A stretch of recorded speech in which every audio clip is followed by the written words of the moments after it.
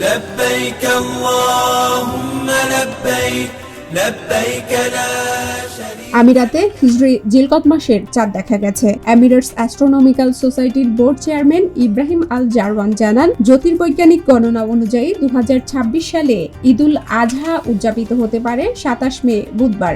সেই হিসেবে পবিত্র আরাফাতের দিন পড়তে পারে 26 মে মঙ্গলবার।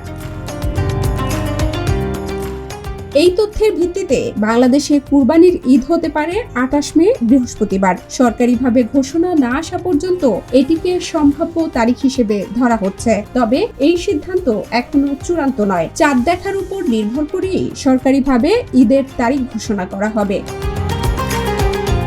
তাই এখনই প্রস্তুতি শুরু করতে পারেন, তবে আনুষ্ঠানিক ঘোষণার দিকেও চোখ রাখতে হবে।